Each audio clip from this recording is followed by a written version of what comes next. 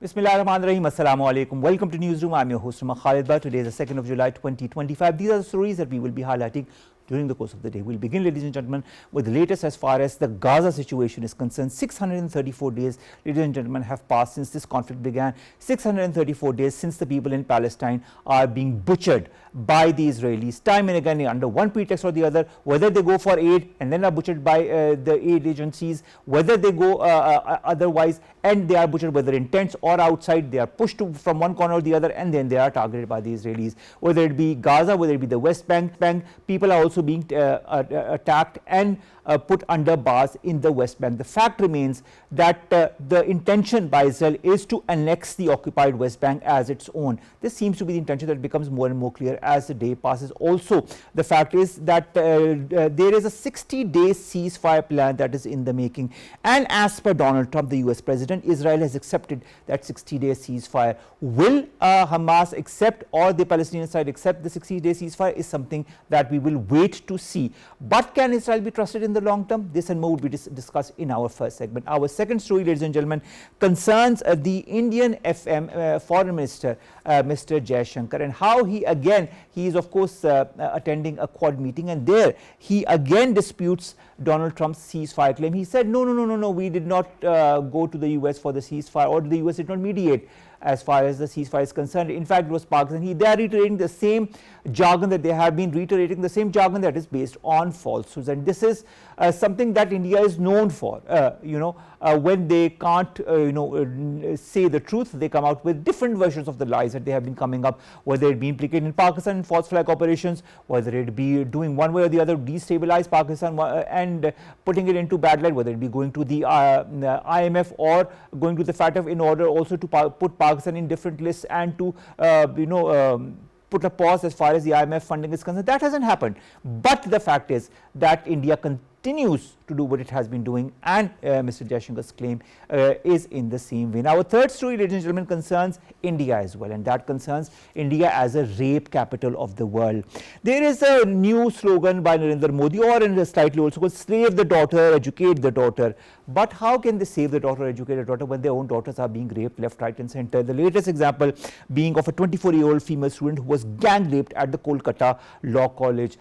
India, or New Delhi, also was known to be the rape capital of the world, and now Kolkata adds itself to the list. This is going to be our third story. Fourth story, ladies and gentlemen, concerns militant attacks that have seen a decline in the June as per the think tank PIX. It says that a total of 78 militant attacks occurred across the country in June, resulting in at least 100 fatalities, including 53 security personnel, 39 civilians, 6 militants, 2 members of the peace committees. This will be discussed as part of our fourth story. Then we are going to talk about the fierce heat waves, ladies and gentlemen, that have grappled Europe.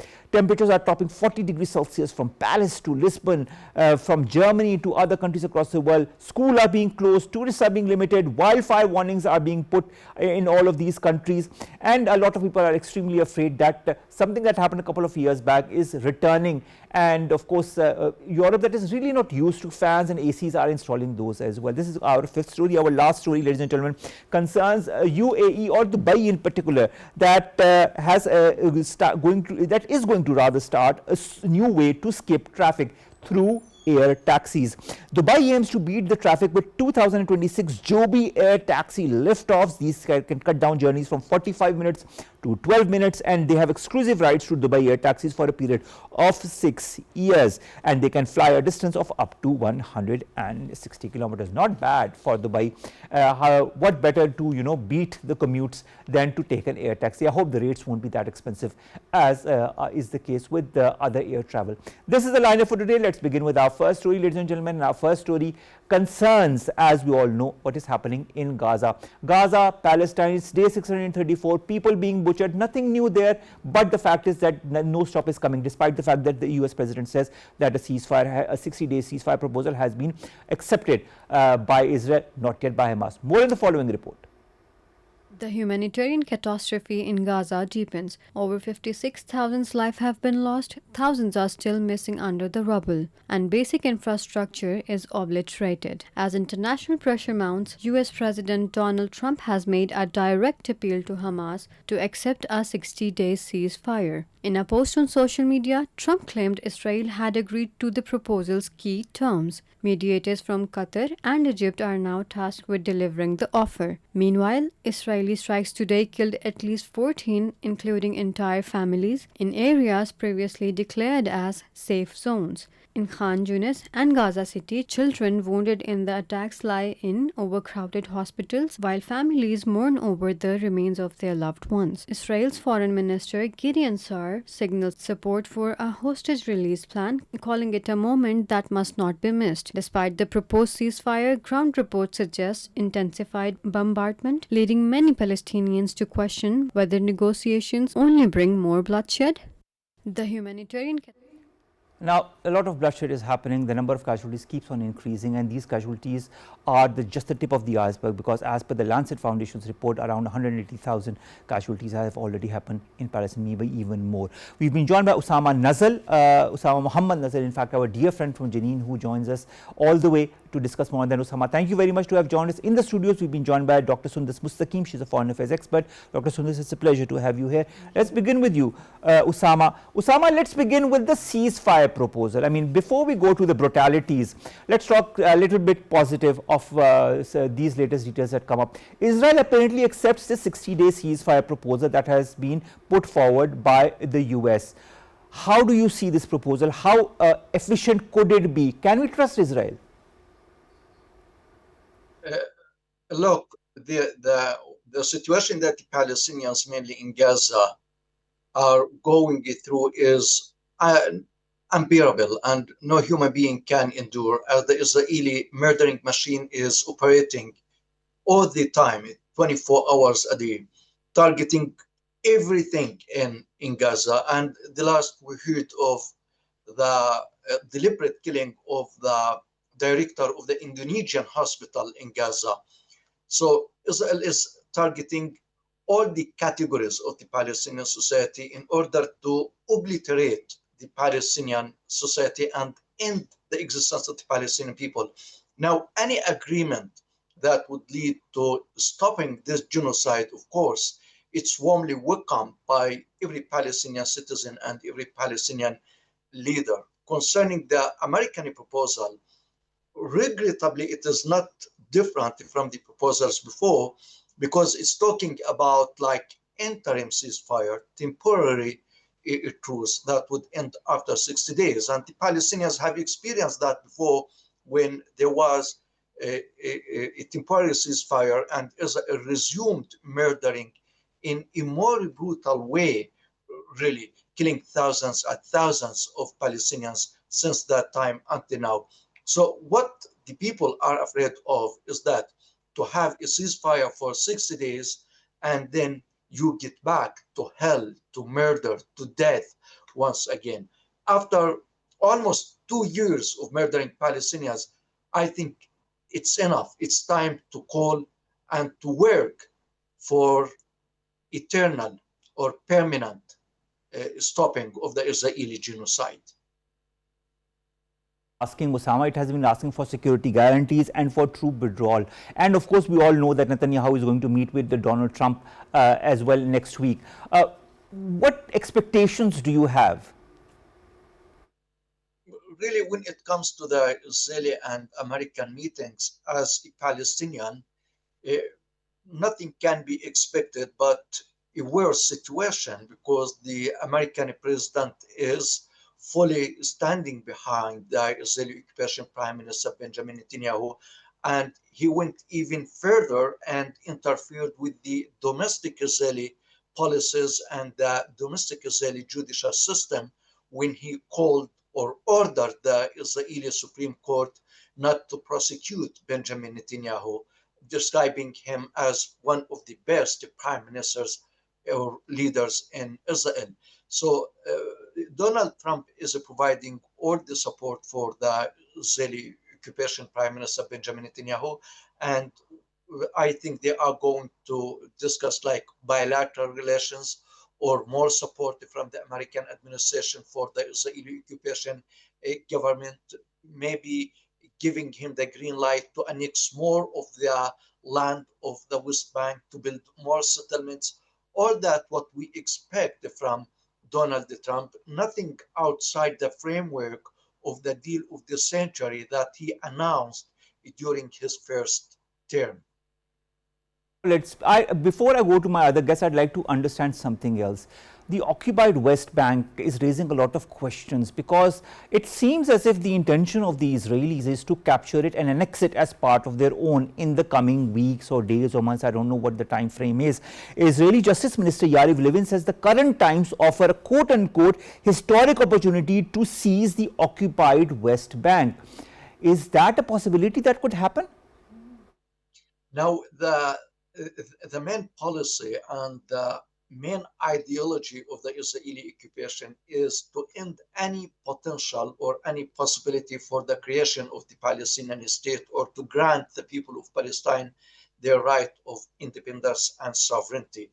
And Israel is implementing that on the ground by taking practical steps like building more settlements and allowing more Jewish settlers to come and live on the land of the Palestinian people in the occupied West Bank and Jerusalem.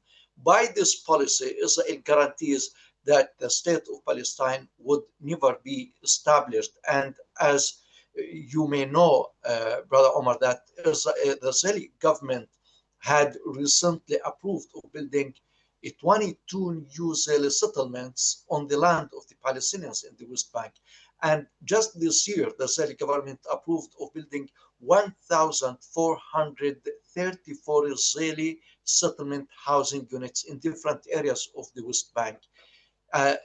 By grabbing more Palestinian land and at the same time supporting and encouraging the Israeli settlers to carry out attacks against the Palestinian citizens, mainly the Palestinian farmers and the Palestinian shepherds, because this is very symbolic, reflecting the commitment to the land. Just last week, they attacked a nearby village called Kufr Malik near Ramallah, and they killed 3 Palestinian citizens and set fire to many Palestinian houses and Palestinian vehicles. This shows that the Israeli plan of annexation is still going on, and it is in Netanyahu's mind, and he is implementing it on the ground without any deterrence or without any intervention by the so-called international community to save any possibility or any opportunity for peace between the Israelis and the Palestinians. All right. Stay online with us, Osama. We've got lots more to discuss with you. Dr. Sundus, thank you very much to have patiently waited while I talked to Osama.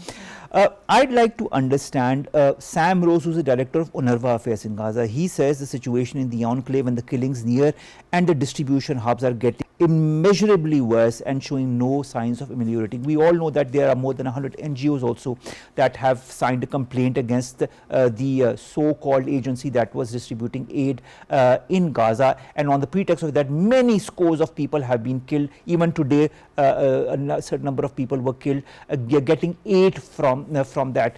How do you see this whole situation developing? Do you see there is some end in sight as far as seeking methods by Israel to butcher the Palestinians one way or the other? Not just few NGOs, Mr. Omar, but the whole world is saying that it's a complete genocide, and they're attacking on the people those are actually running for the aid in particular. So that's the worst humanitarian crisis ever in the history of the world, I would say. But yes, there is a possibility of ceasefire. Sooner or later, we are expecting the ceasefire, not because of the reason that Netanyahu or Trump was, that both Israel and US individually or collectively are heading towards ceasefire because of so many reasons. Because now you can see the Trump's inclination towards the Middle Eastern countries, especially towards the Qatar, the trade deals. The US now wants trade deals with different Middle Eastern countries, especially with Qatar. So they don't want to have this disturbing ties with Middle Eastern countries and in Qatar. And on the Israel's part, Netanyahu wants to regain its fading popularity amongst his own people in particular. Is it all about this, his popularity, his gain to power? Because the day he kind of agrees to something, something, and the day the people in Israel have some power, they are going to overthrow. See, Mr. Umar, nothing is left in Gaza for Israel to target on. You know, everything has been destroyed so badly, so nothing is left. So, I mean, they are only, 70% are only women and kids in particular. So, there is nothing left in Gaza, and now they want this good friendly ties, not only with the Middle Eastern countries, but they want to regain its fading popularity. You know, maximum of the Jewish are actually claiming the insurance, so they don't have that money, they don't have that, they badly, badly Iran attacked on Israel, so they have already witnessed, they've already suffered to some extent, and there was a huge discrimination among their own people. They only gave this the safe zones to the Jewish only.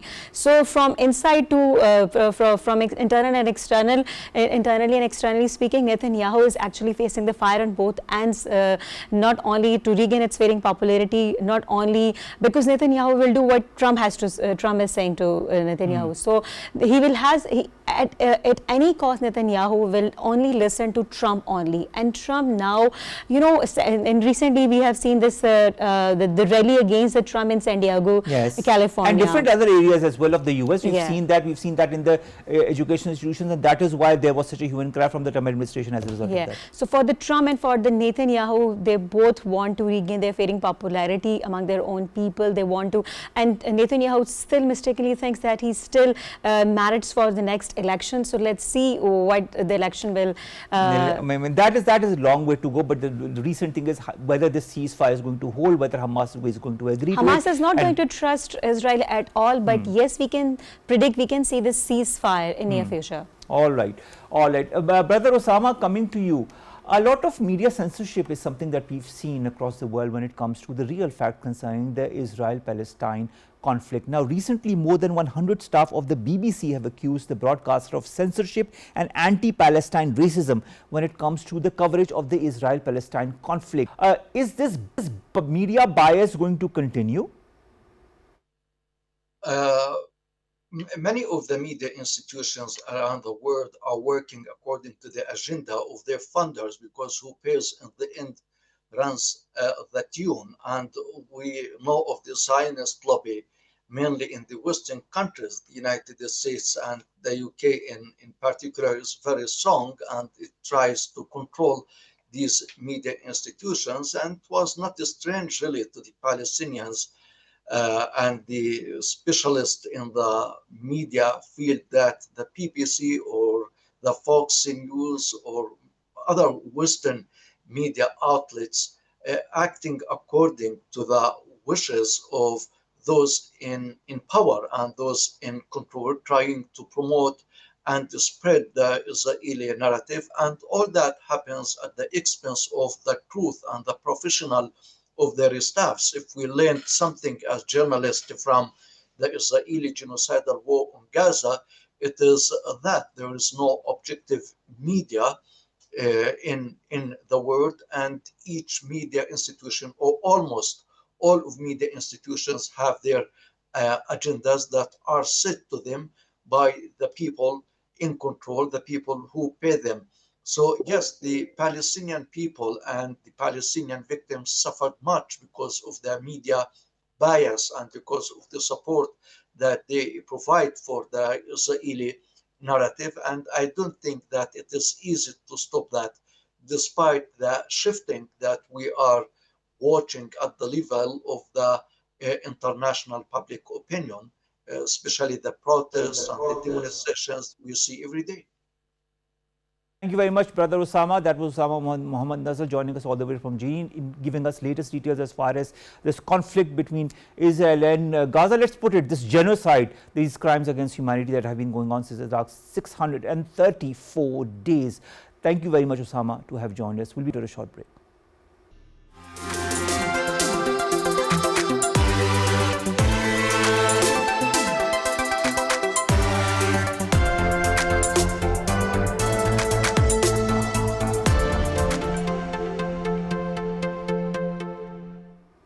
Welcome back, and we're discussing the genocide on Gazan civilians since the last 634 days. Dr. Sundus, Mustaqeem, I'd like to understand.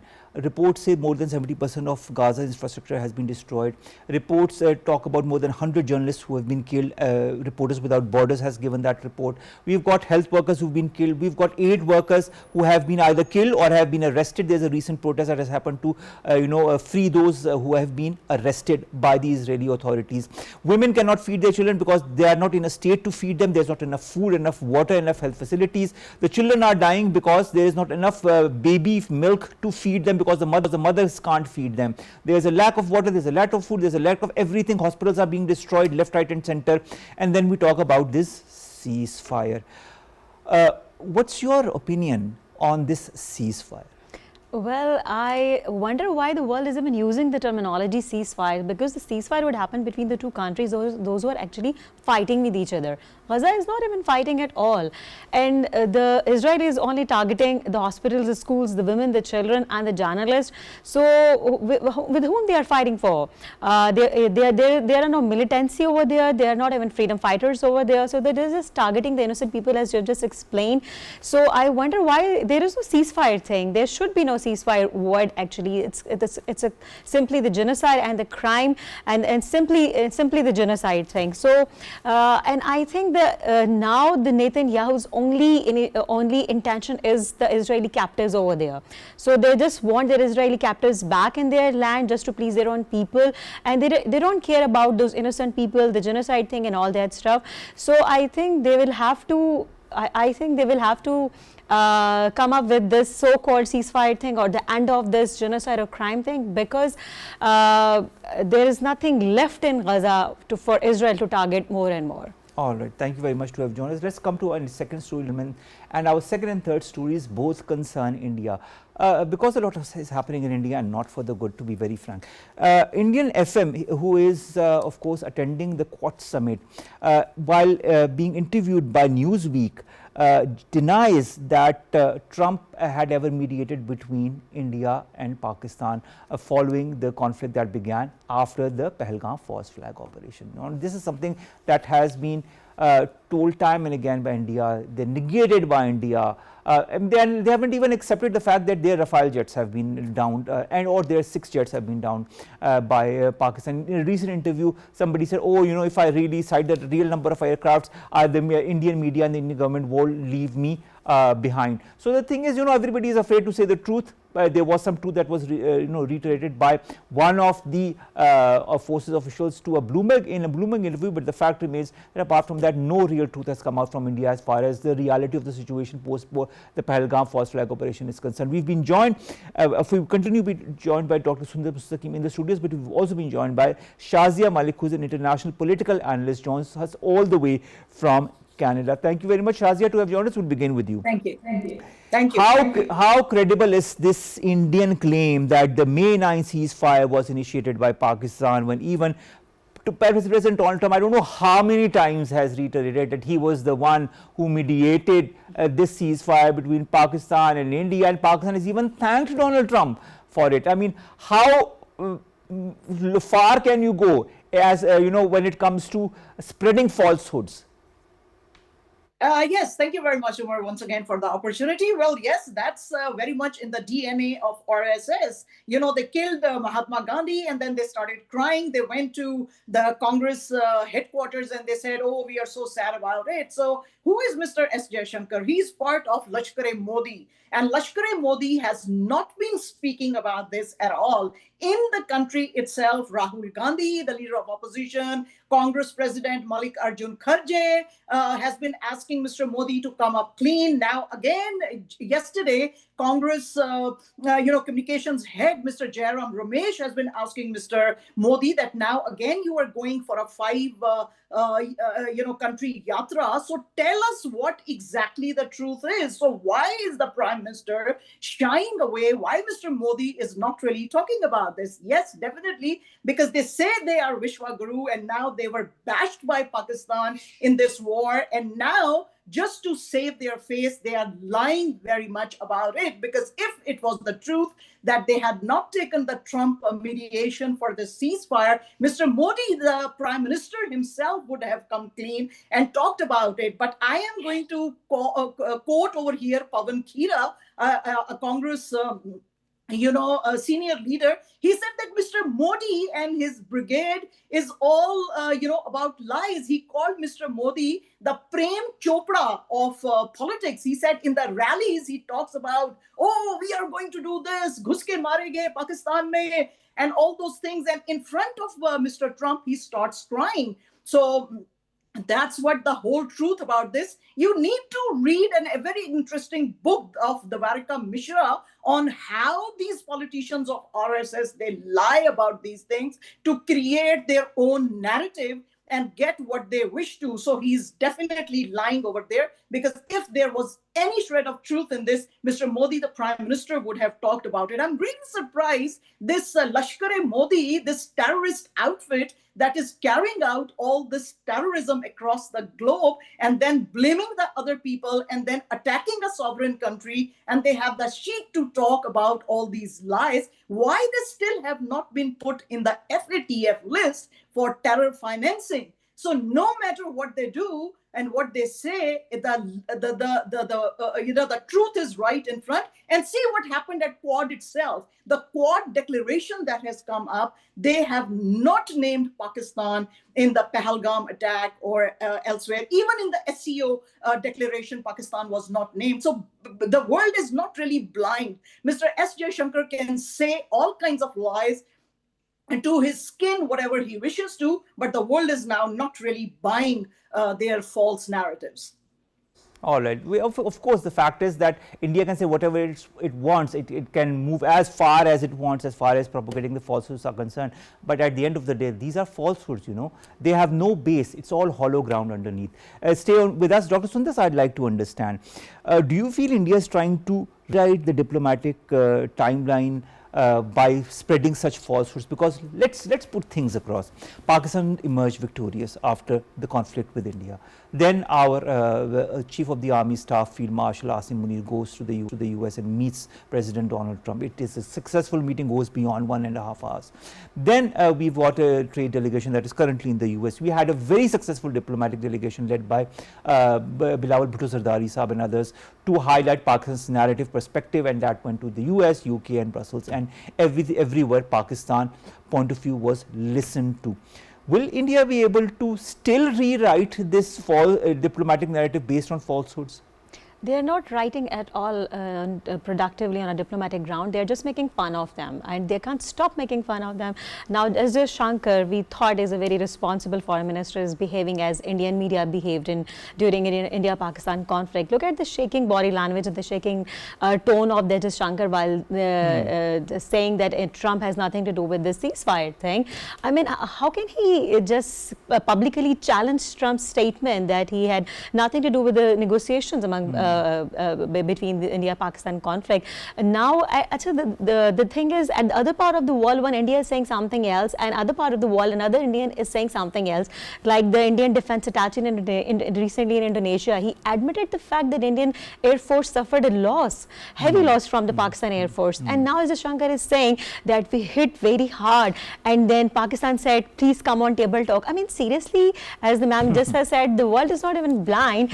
So they should stop making fun of themselves and giving this false operations like the false flag operations. They are habitual of these, India is habitual of making these false flag operations, and now they are continue making these false statements as well. All right. Sundus, I'd like to understand as well, not only has Donald Trump said, Shazia Malik, really sorry, I mixed Sundus and Shazia.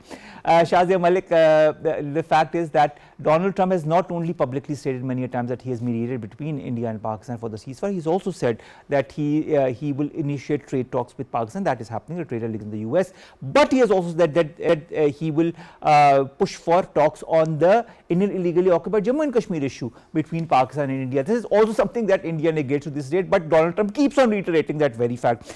What do you feel that the statements that Jaishankar and others are putting out, doesn't it show the Indian frustration towards the negation of whatever they've been trying to achieve vis-a-vis Pakistan? Absolutely, Umar. It is very, very unfortunate that there was this brilliant interview of the former Indian occupied Jammu and Kashmir governor Satya Paul Malik. He gave an interview to Karan Thapar some time back, and in that interview, which has now been removed from there because the wire was shut down and they were told to remove this interview. In that interview, he very, very clearly said that the Modi government is extremely corrupt. He, in fact, about Modi himself, Satya Paul Malik said that he is, because the interview was half in Urdu and half in English, so he said that he is darpoke and besharam.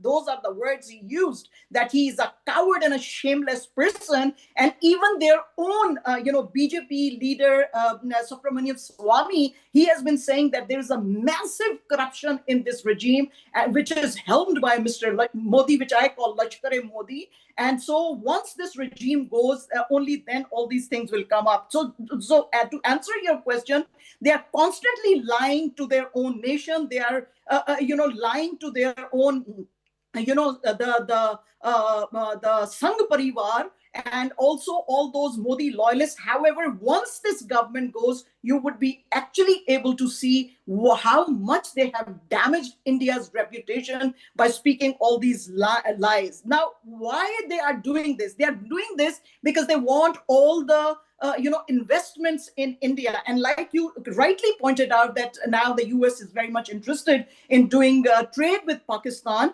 So I also, in my own capacity as a journalist, I have been talking to the Carney, MPs over here in Canada, and I've been asking them about the rationale of, pushing too hard to have trade with India, because Pakistan has everything to offer. I actually, just a few days back, an Ontario minister I talked to, and I said that you need critical, minerals, you want cheap labor, you want things to be done. Everything is in Pakistan. So why don't you look towards that? Because Pakistan also itself is a huge, a consumer market. So if these people want trade, they can look towards Pakistan. Here in Canada, people are extremely upset with the Prime Minister Carney, because when he called Mr. Modi, they asked him, are you more concerned about the safety of the people, or are you concerned more about the trade? So the main purpose of India is to, attract all the world trade towards itself and cut Pakistan and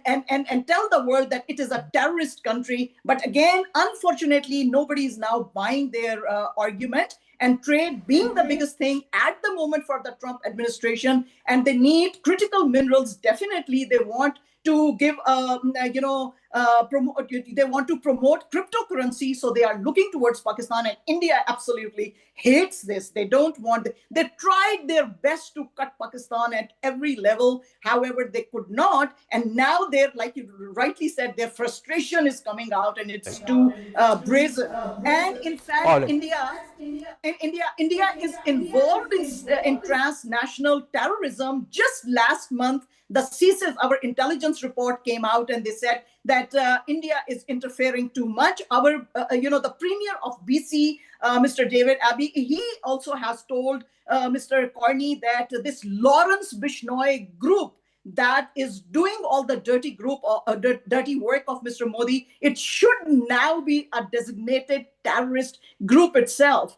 Shazia, I'd like to interrupt you. Shazia, I'd like to interrupt you a little bit, because I'd like to understand something from another perspective. It also concerns India. You talked about the welfare of the people. How can India, even talk of the welfare of the people when their own mothers, sisters, and daughters are being raped left, right, and center all across India? New Delhi has been called the rape capital of the world, and now there's another rape incident that has happened. A gang rape incident has happened to a 24-year-old girl in Kolkata. How does the Kolkata Law College rape case reflect the complete breakdown of institutional accountability under Modi's so-called campaign? I'll put it in Urdu and then I'll say it in English. Beti Bachao, Beti Padhao campaign. Save the daughter, educate the daughter campaign. What kind of campaign when your own daughters are being raped left, right, and center? I'm sorry, Umar, I did not get it. For the Kolkata part, I could not understand. What was the Kolkata part? A law student in Kolkata, 24-year-old law student, was recently gang raped. New Delhi has been called the rape capital of India. Narendra Modi takes out like education, beti padhao, beti bachao, beti padhao. Save your daughter, educate your daughter. First of all, shouldn't they take care of their own daughters, sisters who are being raped in different parts of India? Well, I mean, this is just weeks after there was a medical student who was raped over there, but that is not enough. The shamelessness of this nation can be seen in Manipur, where the Mitai Hindu groups are making women walk naked in that province, and they are Kuki-Zoo who are Christians. So all this narrative of Mr. Modi, beti padhao, beti bachao, is again just a mockery. They have made a mockery of their own policy, whereas in their own country, even in this age and time, and I'm repeating this thing once again, they made the Kuki women walk naked. And they raped them, and there has been a big hue and cry even in the US Congress that they have received these news from the Christians in India that they are being oppressed over there. So whatever they say are lies. And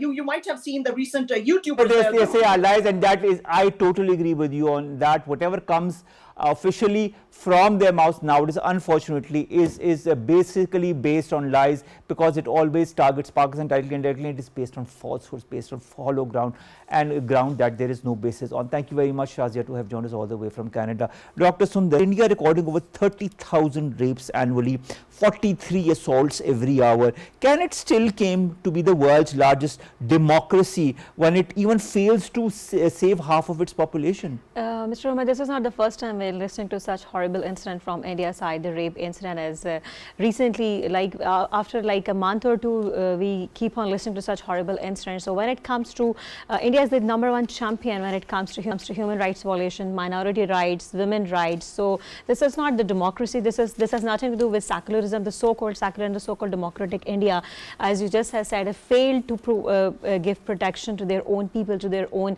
minorities, and to their own women in particular. To the Hindu women. These are the Hindu women, right? Forget about the minorities, forget about the Muslim. Modi always play on Muslim card. Modi always used to play on this Pakistan card and Modi card. Now the Indians and the opposition leader, the Rahul Gandhi, you know what they are saying. So in the third election tenure, the Modi will not be able to play on Muslim card, because the so-called left secular Indians or the general public, even the Hindus, have seen this RSS Hindutva and the real policy. face of Hindutva, and how it fails to protect any segment of its population, its minorities, whether it be Sikhs, Christians, Muslims, and of course that is what maybe those failed Hindus in want, on diplomatic ground, military ground. They failed in any way. I agree with you on that. Thank you very much, Dr. Sundar Mustaqeem, to have joined us and to have stayed with us all during our three main stories. It's always a pleasure to talk to you. Kindly stay with us while we finish the show. Three stories here. First concerns militant attacks that have seen a decline in June. This is not us who are saying, this is a think tank PIX that has given us estimates. It says there's a slight overall decline in the militant violence during June of 2025 despite high profile attacks. They say there are 78 militant attacks that happened across the country in June. 100 fatalities occurred as a result. 53 security personnel, 39 civilians, 6 militants, 2 members of peace committees lost their lives. They said these attacks injured 189 people, which comprise 126 security personnel and 63 civilians, which is an 8% decrease in attacks, a 12% decrease in fatalities, and of course increase in injuries compared to May 2025. All we can hope, wish and pray is that these fatalities can come to an end and we can thwart these fitnal Hindustan, fitnal Kharij once and for all, nip them in the buds, and also nip those countries that are behind them, especially those on our eastern neighborhood. You know who I am talking about. Our next story concerns the fierce heat wave that has grappled Europe. Different countries across Europe, temperatures are crossing 40 degrees Celsius. The fact is that people in Europe cannot bear or do not know what high temperatures are all about. They don't normally have fans fans or ACs in their houses like we have, and now they are all being forced to install those and to drink as much water as possible because they cannot bear this 40 degrees Celsius plus heat that has engulfed countries from France to Poland to Germany. School closures have happened across Europe. Spain and Portugal are bearing the brunt of the heat wave. 4 people have died across these 2 countries because of this extreme weather. German schools are seeking protection as the temperature, as I have said, crossed around 40 degrees Celsius. The United Nations Climate Agency warns that heat waves are going to become more intense. All that because of climate change. I think this is a warning sign for Europe and all the countries in the West to sit together and to evolve a strategy once and for all to also thwart climate change in the bud and do the needful. COPs are there. Please implement the strategies of COP. Final story, ladies and gentlemen, concerns Dubai and the air taxis or commuters. That may soon be a new way to skip traffic, and I did mention it in the beginning, and that is through the air taxis, like road taxis, but air taxis are a bit different, You can cross all the commuters that are there and reach from one area to the other in a relatively quicker time period. But that will they be more expensive than normal taxis or less expensive, or I don't know what the rates will be, that only time will tell. But Dubai claims to beat this traffic with the Joby air taxi liftoffs that are going to begin starting from 2026. These air taxis are going to cut down the distances or journeys from 45 to 12 minutes, important journeys because there are many businessmen that go from one place to the other, families that go there. Sometimes there are issues, people that are sick that need to go to the hospital, arrive to the hospital early, and that does not happen because there are huge lines of cars and commuters that are limit your time period before you arrive at your destination. So this is a thing in the right direction. Joby, this company, has exclusive rights to Dubai air taxis for a period of 6 years, and Dubai commuters may soon heave a sigh of relief as far as this kind of travel is concerned. Let's see what the dividends are as far as this is concerned. This is the end of today's show. We'll see you inshallah news stories segments that pertain to us, you in Pakistan. Stay safe. Allah Hafiz.